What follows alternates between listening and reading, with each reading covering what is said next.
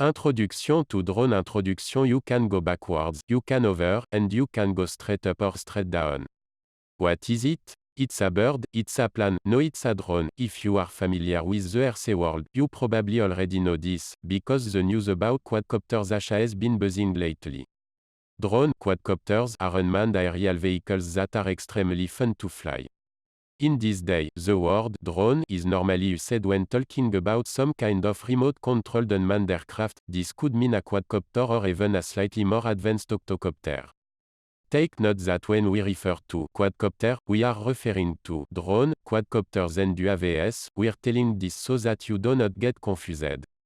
Today, we are going to teach you about quadcopters, give you some buying tips, tell you about flying them and much more, so pay close attention to what we have to tell you in this article.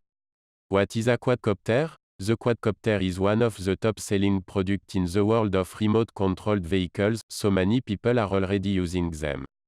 A quadcopter is an unmanned helicopter that has a total of 4 rotors. It has a total of 4 ARMS, each arm has a propeller and a motor at the end of it. In some ways, they are similar to helicopters, however, the difference is, their lift and thrust comes from 4 different propellers, instead of 1.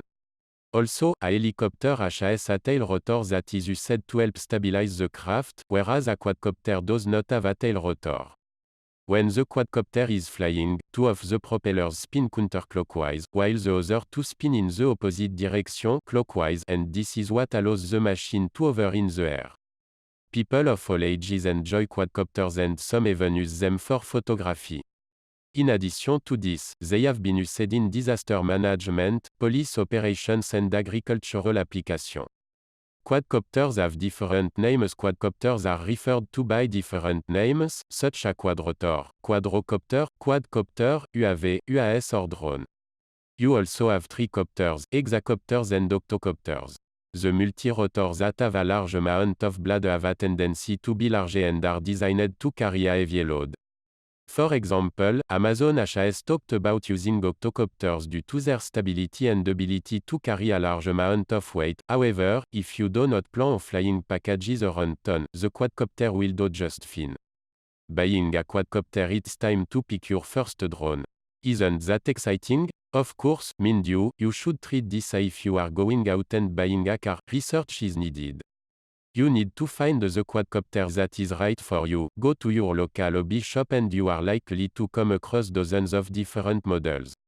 We are going to split this into 3 different sections. You have buying drone for kids, buying drone for adults and buying drone for hobbyists. Quadcopters for younger pilots, kids. We're going to start by telling you about buying quadcopters for younger pilots. Let's think about this fast-moving flying object with sharp blade. What could go wrong here? Pretty much everything. We're going to be honest with you, drones are dangerous, adult supervision is a must. As for the drone itself, we recommend going for something that doesn't cost a whole lot, yet is sturdy. You need one that has blade guards that will protect people, paywalls and other obstacles going against your little pilot. Quadcopters for beginners, adults, an adult, even though you're a beginner, you will want something that is a bit more sophisticated.